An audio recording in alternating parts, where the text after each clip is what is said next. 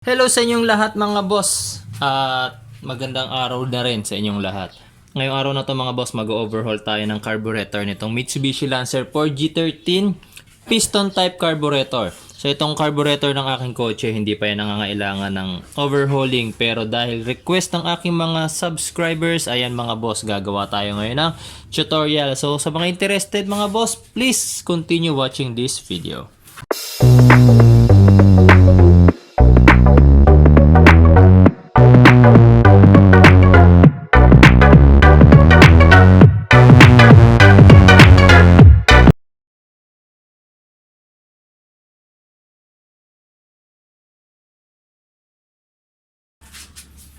Yung pagdating sa pagtatanggal ng air filter housing mga boss, para hindi na kayo mahirapan sa pagbabalik ng mga vacuum lines, hindi nyo na kailangan hugutin yan. I-set aside nyo lang itong housing nya para hindi na kayo mahirapan magbalik. Tapos itong cable tatanggalin natin. Tapos ito, may mga kailangan lang tayong tanggalin dyan. Siyempre, itong hose na to para sa idle up. Para hindi kayo malito, gumamit kayo ng masking tape, tas markingan nyo kung saan nyo hinugot. Itong isang to is para sa idle up, pero ako di ko na yung lalagyan ng markings. Tapos itong hose naman na to, ayan, so galing yan dun sa ating tube, papunta dun sa ating distributor. So meron kasi ditong tube na vacuum line papunta sa distributor natin. So tanggalin din natin yan. Then meron pa ritong isa. Ayan. So, para hindi kayo malito guys, tulad ng sabi ko, lagyan nyo lang ng masking tape kung saan nyo pinaguhugot yung mga tube na yan. Ayan. Tapos, itong solenoid. May isang wire yan. Positive line yan. Kailangan nyo rin yung i-disconnect. Ay, hindi ko siya ma-disconnect using one hand lang. Ayan. Natanggal ko siya. Tapos, ito pa, yung fuel line. Kailangan din yan tanggalin. And then, dito sa kabila naman, ito. Yung tubo na to, tubig ang dumadaloy dito. Ito, tubig. So, kailangan din natin mahugot siya. Pag hinugot natin yan mga boss, tatapon yung tubig. Pero hindi naman mauubos yung tubig sa radiator. Minimal lang naman yung matatapon dyan. Tanggalin natin yan. Ayan. Tapos yung mga iba pang vacuum line, tulad nito, meron pa rito isa ulit. Actually, dalawa pa. Dalawa pang vacuum line yan. Ayan. Ayan, so pag natanggal na natin yung mga connections, yung mga vacuum hoses, ayan, ito yung tube sa tubig kanina, tinanggal ko na rin. Yung fuel line, merong apat na screw tayong tatanggalin dito, o bolt pala, rather. 12mm bolts yan, isa rito, dalawa, tatlo, tapos ito yung pang-apat. Ayan, so gagamit kayo ng 12mm socket para matanggal nyo yung apat na bolt na yan, tapos matatanggal na natin itong carburetor na yan. Yan mga boss, so, umpisahan na natin yung paglilinis ng ating carburetor. So kailangan lang muna nating tanggalin yung mga hindi pwedeng isama sa paglilinis, tulad nitong solenoid. So electrical component yan. Kailangan natin yan tanggalin.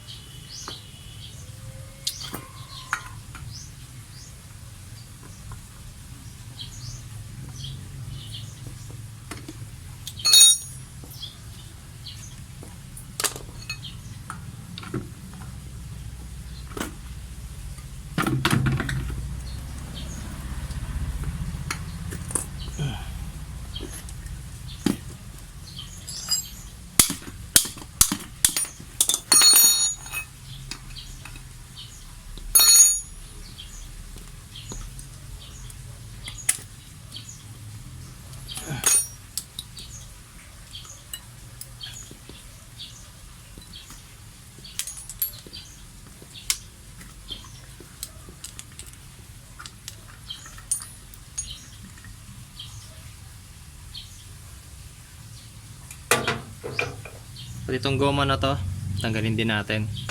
Ayan.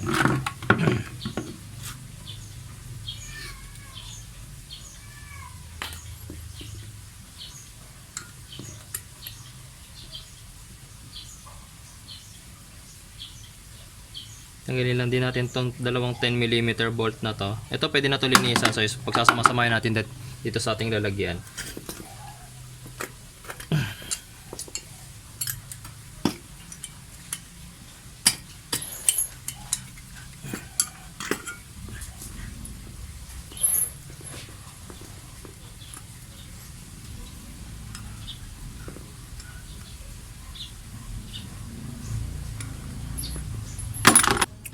Gagawin natin mga boss, tanggalin mo natin yung spring. So medyo mahirap tanggalin to. Masyado matigas yung spring na yan.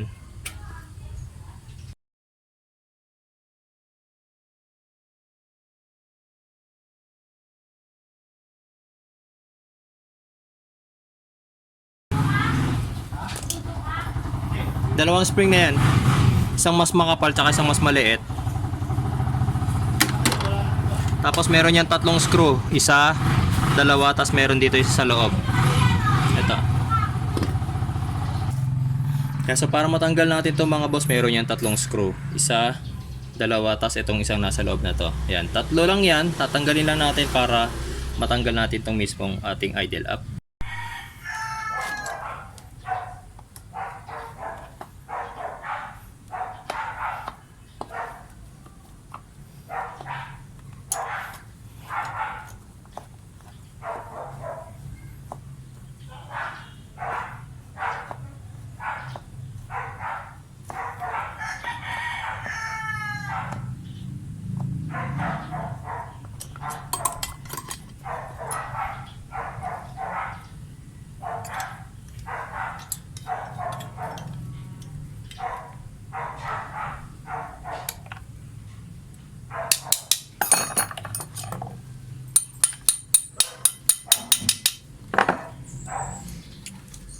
Kinalawang na isang bolt kaya naging napakahirap na niyan tanggalin. Kahit dito sa mismong carb, ayaw pa niya mabunot. Samantalang wala ng thread to, wala na tong kinakapitang thread. Kailangan na lang siyang mabunot.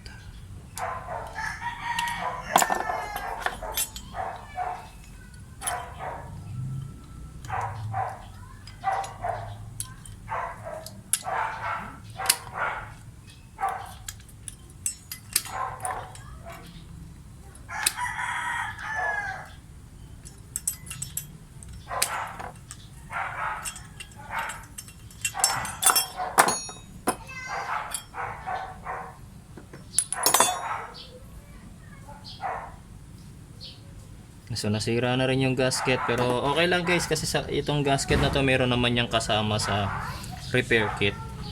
Gagawin natin yung lumang gasket na yan, tatanggalin na natin yan. Expected na natin yan guys na every time na magbabaklas tayo ng carburetor, yung mga gasket masisira. Sakali mang hindi masira, hindi nyo rin naman pwedeng gamitin yung gasket na yan. Kailangan nyo magpalit ng bagong gasket every time na magbubukas kayo ng carburetor.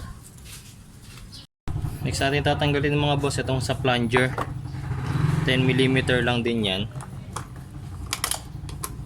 Ayan.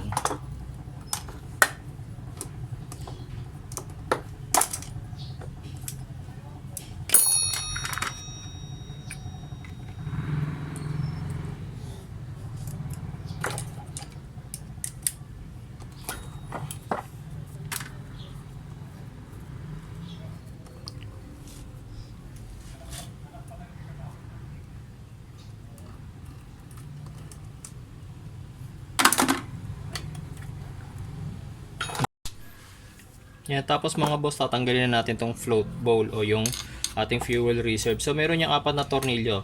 Yung isang tornilyo kanina, tinanggal ko na kasi nakakabit yung fuel line. Hindi kasi matatanggal yung fuel line ko, hindi ko matatanggalin yung tornilyo. Pero 4 yan. Kailangan lang natin tanggalin to. Yan.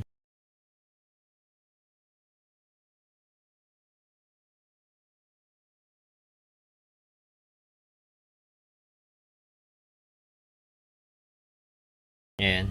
Tapos ito yung plunger. Yung plunger may kasama to sa repair kit. Kung gusto nyo palitan, pwede. Tapos ito na yung float. Ayan. So tanggalin na natin yan. May pin yan. Ito yung float. Tapos ito yung kanyang needle. Ayan. Pwede nyo itong isamang linisan. Pero lagi naman ito nakababad sa gasolina eh. Kaya okay lang kahit hindi nyo na rin linisan. Tabi nyo lang. Tapos ito sa vacuum port natin, meron yan 3 tornilyo. Tanggalin na rin natin yan para malinisan, maigi.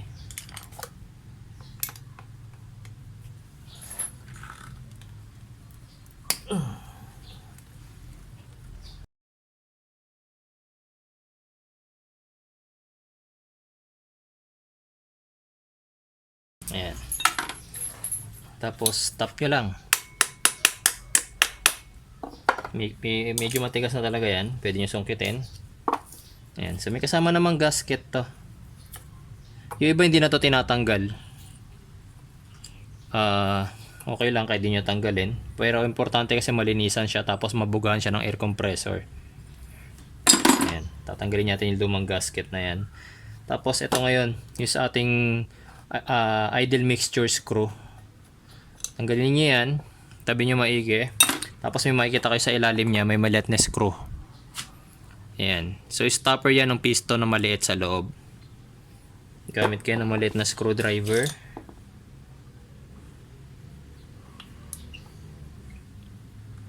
Ayan. Yung maliit na screw na yan, may kasama yung maliit na washer. Ayan. So itabi nyo to guys. Wala tong kasama sa repair kit. Huwag nyo hayaang mawala tong stopper na to. Itong napakalit na screw na to. Kaya kung ginagawa ko, hindi ko na siya sinasama doon sa timba. Kung saan ako naglilinis, tinatabi ko to sa place kung saan na alam ko hindi siya mawawala. Ayan. Tapos, ito, buksan natin. Nandiyan yung maliit na piston na tinutukoy ko. Gamit lang kayo ng 19mm wrench. Ayan. Ayan. Ito, lilinisan na natin to. Tapos ito, ayan. Ito yung piston na maliit. Ayan. Meron din yung O-ring. Yung O-ring na to, papalitan na natin. May kasama namang O-ring sa gasket, sa repair kit. Dalawa yung O-ring yan. Tapos yung spring. Ayan. Ito yung spring. Yan, so yung last na lang natin na babaklasin mga boss is yung mismong cover, itong housing ng ating piston. So meron yan 3 tornilyo. Yan.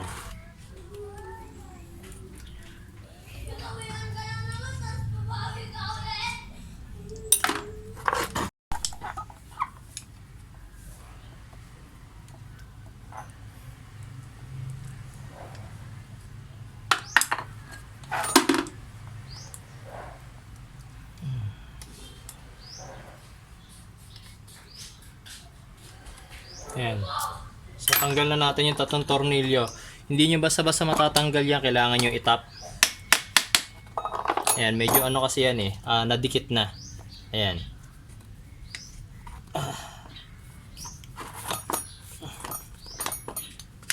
Ayan. Yan yung kailangan nating linisan. Ayan. Makikita nyo dahil gasolina. Oh. Ayan. Hugasan natin yan. May spring yan. Ito yung malaking spring. Itong part na to hindi nyo na yung mahuhugot. Meron kasing lock yan. So ito na yung pinaka baklas na carburetor. Ito lilinisin na natin to. Itong dashboard boat na to papalitan na yan. Meron naman niya sa repair kit. So ang panlinis natin dito guys, ang lagi ko pinalilinis ng carburetor, syempre gasolina rin. Ayan. Tapos brush.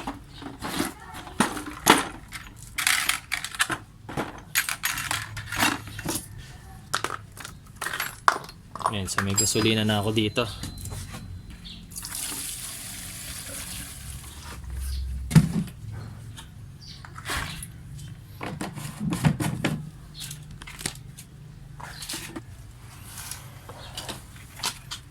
Brushin lang ng husto. Actually mga boss, marami ang natatakot maglinis ng piston type na carburetor, pero sa totoo lang mas madaling linisin to kaysa do sa mga Ace and Carb ng mga 4K series, ng mga Toyota 4K engine, kasi ito wala kayong papalitan dito ng mga jets. Ang papalitan nyo lang dito gasket, yung pin ng float, yung kanyang tinanggal natin, ito yung pin yan, meron niyang kasama sa repair kit, tsaka yung strainer. Pero kung ayaw nyo rin palitan, walang problema. Kumbaga, gagawin lang talaga dito sa piston type carburetor, linis lang.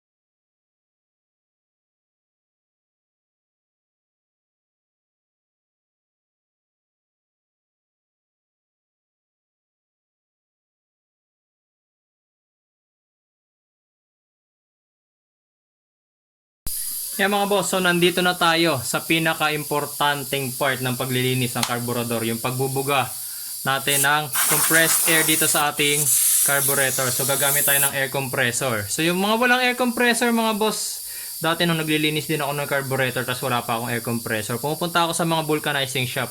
Inaabotan ko na lang sila kahit magkano. Nakikibuga lang ako doon. Kailangan kasi guys, hindi nyo ma-skip itong part na to. Kasi ito yung pinakamahalaga. Mapapansin nyo, mayroong maliliit na butas ang mga carburetor natin. Yan. Yung maliliit na butas na yan guys, yung kailangang mabugahan ng compressed air. Lalo na yun, may maliliit pa na halos sinliit ng butas ng karayom. Kapag nilinisan natin to gamit ang gasolina, yung mga dirt posibleng pumasok doon sa maliliit na butas na yon. So ang tanging pantanggal ng mga dirt na yan is compressed air. So kung hindi nyo gagamitan ng air compressor yan mga boss, mas papalya lang yung inyong carburetor. So before assembly, bubuga muna natin ng compressed air itong ating buong carburetor. Lahat yan, lahat.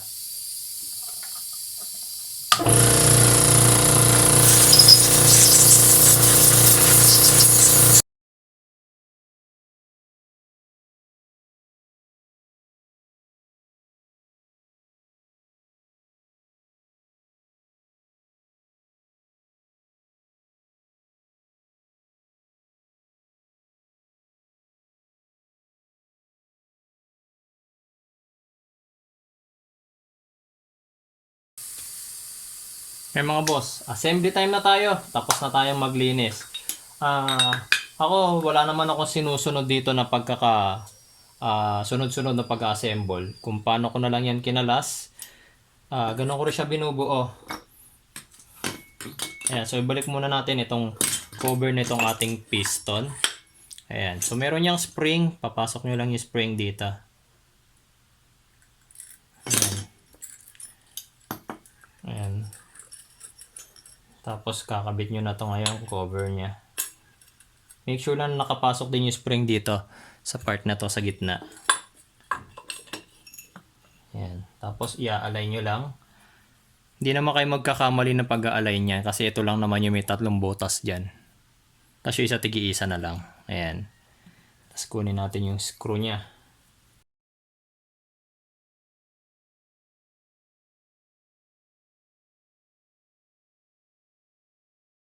Okay. Tapos, ito naman sa side na to, may gasket to. Ito, so yung nabili kong repair kit, sa Banawe pa ako nakabili nito. Bihira makahanap ng repair kit ng piston type carburetor dito sa mga auto supply. Kaya sa Banawe pa ako nakabili. Ayan, so ito yung kailangan natin na gasket para dito. Ayan, para dito yan. Ayan. Ayan. Tapos kunin natin yung maliit. Ito. Vacuum port ito eh. Ayan.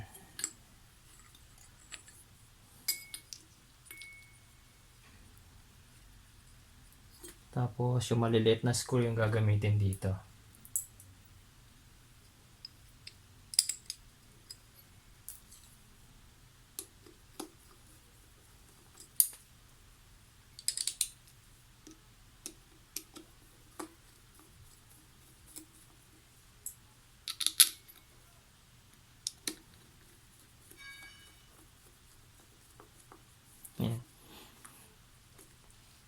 Skipan nyo rin maigi para maipit ng husto yung gasket. Ayan.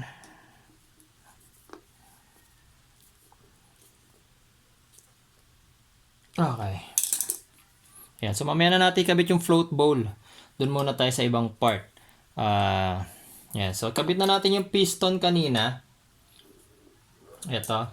Wait lang. Ano yan? Itong maliit na piston na to. Tapos ito ngayon yung papalitan natin ng O-ring. So ito yung O-ring niya, yung maliliit na yon.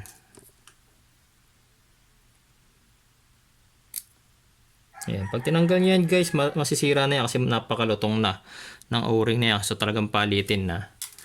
Ayan, ito nyo, sinungkit ko pa lang siya ng screwdriver. Nasira na siya. Ayan.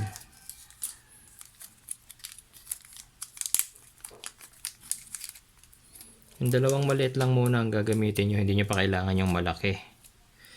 Unahin natin ilagay yung malaki.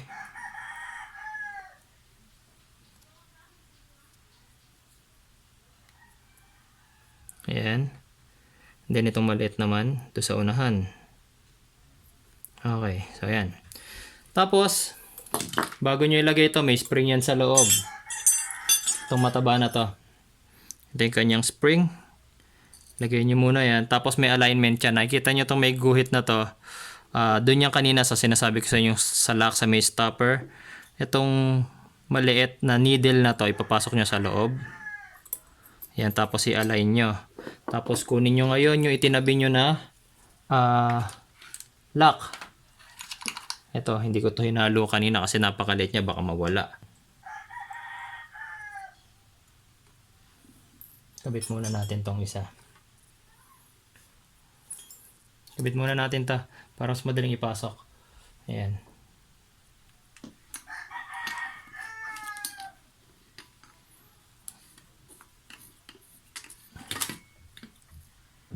Ayan. Tapos gagamit ako ng kahit alambre, maliit na alambre para lang masungkit mo yung nasa loob kasi hindi siya naka-align eh.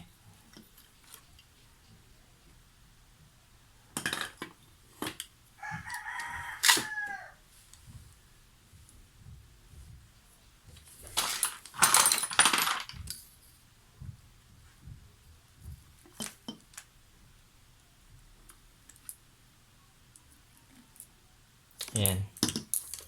Kaya na natin ilagay.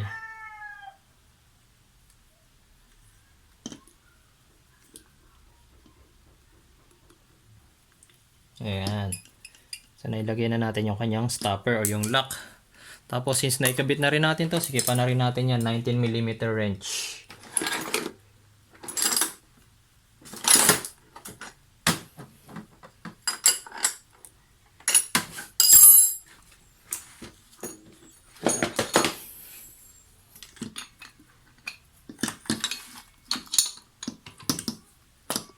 Ayan. Tapos, yung sa idle mixture screw, ilagay na rin natin sa idle mixture screw. So, unahin natin syempre yung spring. Tapos, meron niyang needle din. Itong needle na to, hindi nyo to basta-basta mapapasok. Bilog yan, pero meron niyang parang nipple. Ayun, no? Meron siyang maliit na uka or parang bukol dito. Tapos nakasakto lang yan dito sa butas na to. Ayan, meron ding gatla dito sa ilalim ng lagayan ng idle mixture screw. So kailangan nyo ipagtapat kasi hindi yan papasok. Ayan, pumasok na siya. Pag pumasok na, ayan, kunin nyo na ngayon yung mixture screw. Ayan, matutulak nyo yan kapag pumasok. Pero kapag hindi, iipit yan, maglalak. Ayan.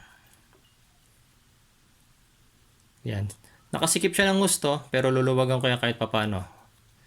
Walang bilang yan guys. Sa totoo lang, walang bilang ang pagpipihit ng idle mixture screw na yan. So huwag kayong maniniwala sa mga nagsasabing may bilang ang pagpihit niyan. Next na natin mga boss. Itong nasa gilid. Itong ating venturi. Nung ating idle up, venturi ito. Ayan, so may gasket din yan. Ito. Pansinin nyo, parang puzzle itong itsura ng ating gasket. Ayan, pero pag inilagay nyo yan, hindi nyo yan mapagbabaliktad kasi yung tamang pagkakalagay lang yung makikita nyo sumakto. Pag baliktad yan, ayan, makikita nyo mali-mali. Ayan. Tapos kakabit na natin to ngayon.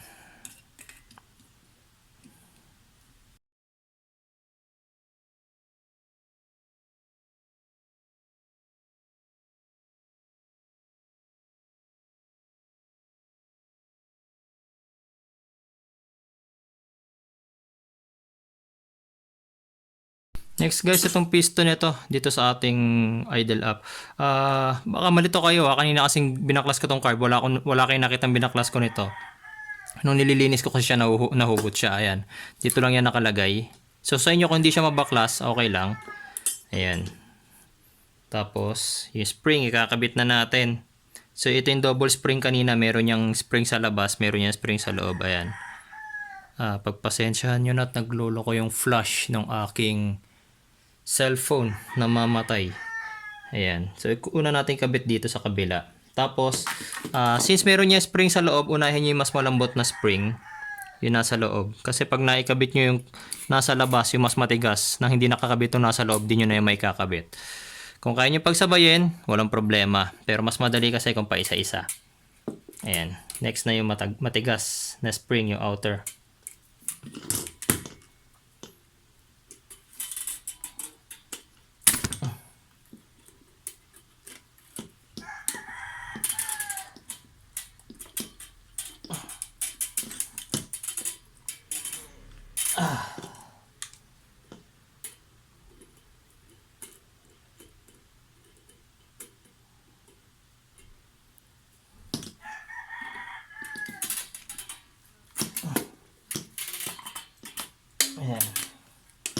Ayan. So, ganun kahirap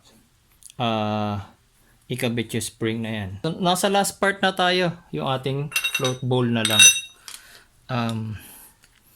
Ito yung isa sa mga pagdidesisyonan yung bagay. Kasi ako pag nagpapalit ako ng carburetor, ay naglilinis ako ng carburetor, yung needle, kino-compare ko doon sa bago. Kasi medyo mahirap mag-adjust ng float. Lalo na rito, mapapansin nyo walang glass sight. Hindi katulad ng ibang carburetor, mapapansin nyo may salamin. Makikita nyo kung nasa normal level yung gasolina. Ito kasi wala. So kapag ganyan, ginagawa ko, nililinisan ko na lang maigi yung strainer. Nakita nyo kanina, binugahan ko ng air compressor yan para tumalsik yung dumi. Ngayon, i-compare nyo yung needle na nabili nyo, yung bago. I-compare nyo doon sa luma. Ito yung luma. Makikita nyo magkaiba sila. Then also magkaiba sila ng height. So automatically, pag pinalitan nyo ng bagong needle, tsaka ng strainer, itong ating carburetor, kailangan nyo mag-adjust ng float. Doon na magsisimula yung problem. Kung nagkamali kayo ng adjustment ng float, pwede mag-overflow yan. Pwede rin namang kapusin sa gasolina. Hindi sapat yung gasolinang naka-reserve dito sa ating reserve float bowl. Okay? Yun yung sinasabi kong problem kasi hindi nyo makikita, walang salamin. Okay, so ang ginagawa ko pagka ganyan, hindi ko na lang ikinakabit yung bagong strainer tsaka yung bagong needle. Ginagamit ko pa rin yung lumang strainer. Ayan, yung strainer nandito sa loob, di nyo na makikita. Tsaka itong luma niyang needle, kakabit ko na lang din yung kanyang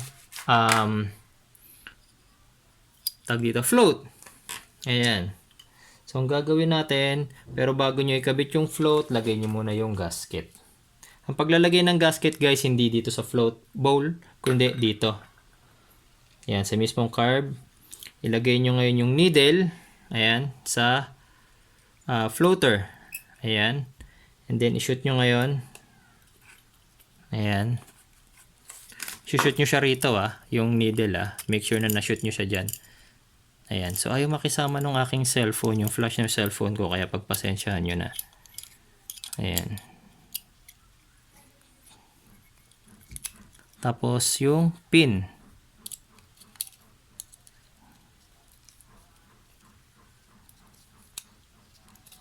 Ayan. Ayan. So, alam nyo na walang history ng pagloloko ng overflow ang inyong carburetor. Hindi nyo na kailangan galawin pa yung float. Hindi naman tayo nagpalit ng pin, hindi rin tayo nagpalit ng strainer. So, hindi ko nagagalawin yung float na yan. Kasi, guys, kahit ako kahit ilang beses na ako nakapagbukas ng carburetor, minsan nagkakamali pa rin ako ng adjustment ng float na yan. Kaya hindi ko yan masyadong ginagalaw. Wag nyong gagalawin ng float. Ayan. Tapos kapag naikabit nyo na yung gasket, lagyan na natin yung boot. Yung rubber boot. Yung boot na yan dito. Dito sa part na to. So pabaliktad ko siya ipapasok. Dapat nauna ko ikinabit sana tong boot. Pero since nandyan na yan, hindi ko nababaklasin pa yung float para na maikabit pa tong boot. Hindi naman siya nakakasagabal Ayan.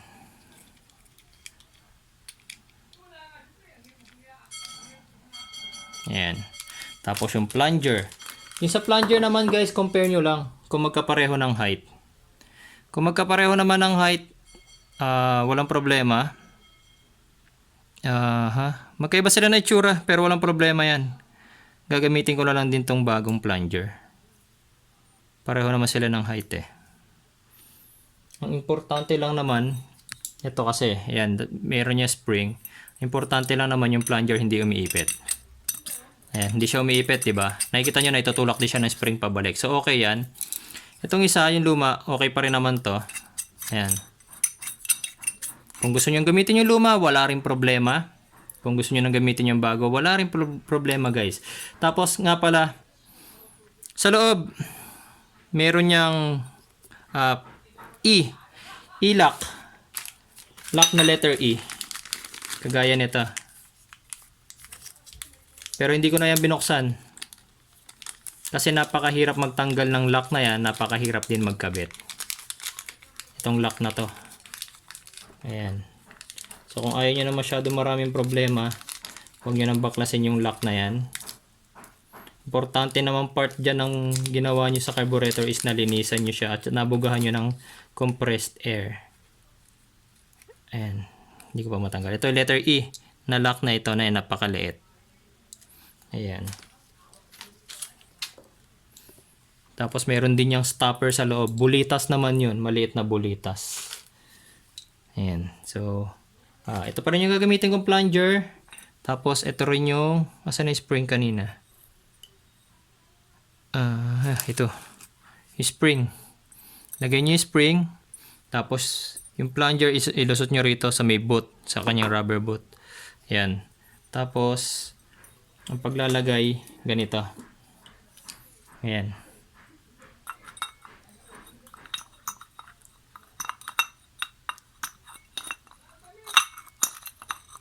Ayan.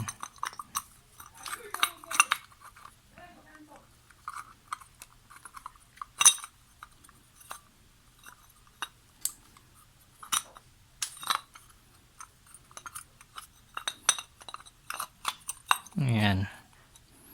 Tapos ikakabit na natin ngayon yung screw niya. Ganyang mga screw.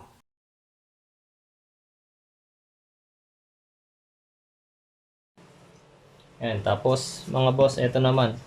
Yung kabitan ng ating accelerator cable, hindi pa natin naikabit pala kanina. Kailangan natin tanggalin ulit.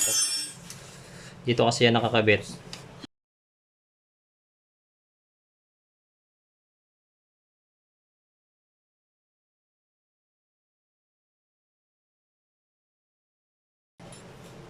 Tapos yung itong bracket o yung kabitan ng ating air filter housing.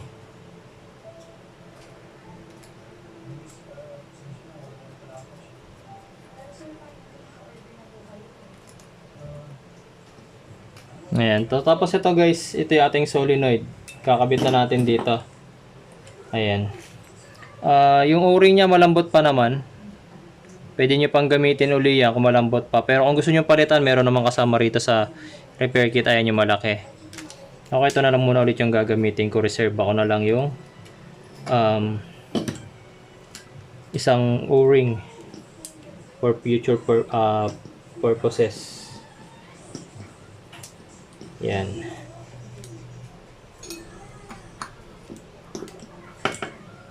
Ayan. Tapos yung wire, nakalimutan ko ikabit yung kabitan ng wire. Ito. Dito lang naman yan, sa una. Madali lang naman tanggalin ulit itong screw na to.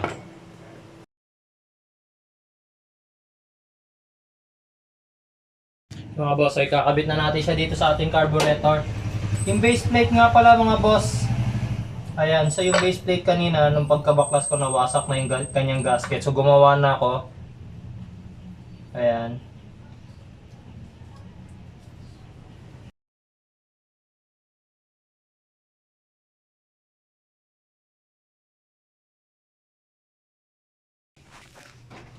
Ayan, tapos ito yung isang screw kanina. Yung sabi ko sa inyong tinanggal ko kasi kinakapitan to ng fuel line. Ayan, so ipasok natin ulit yung fuel line. Hindi ko kasi siya matanggal kanina eh.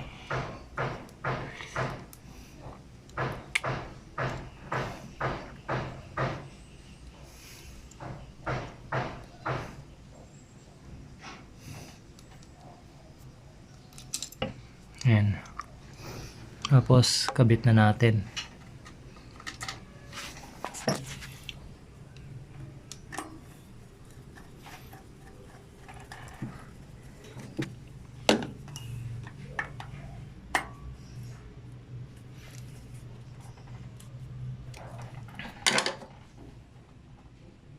ito ngayon yung banjo bolt natin. Nakabit natin yan dito sa ating fuel hose. Ayan. Tapos yung washer.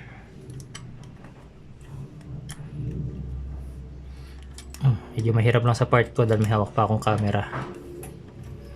Ayan. Tapos pasok na natin sa inlet ng carburetor. Ayan. Tapos sisikipan na natin yan. Tapos syempre kakabit na natin yung mga vacuum line na ating tinanggal. Isa rito. Ayan. Tapos itong sa idle up natin. Tapos yun nandito. Yung nakakabit natin dito.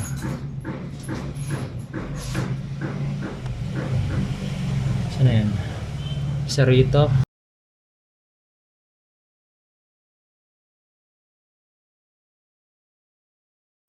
Tapos yung accelerator pedal ay yung accelerator cable.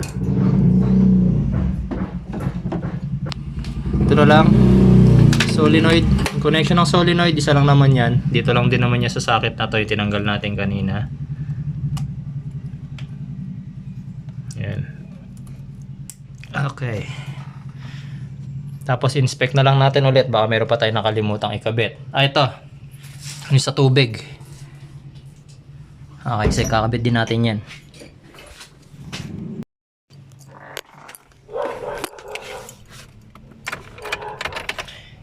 Medyo mahihirapan pa mag-start itong ating makina mga boss dahil syempre bagong overhaul yung carburetor, walang lamang gasolina yan kahit konti.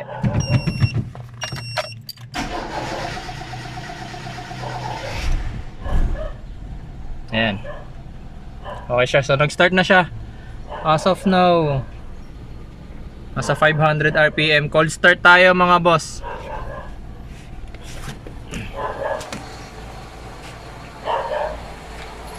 Ayan.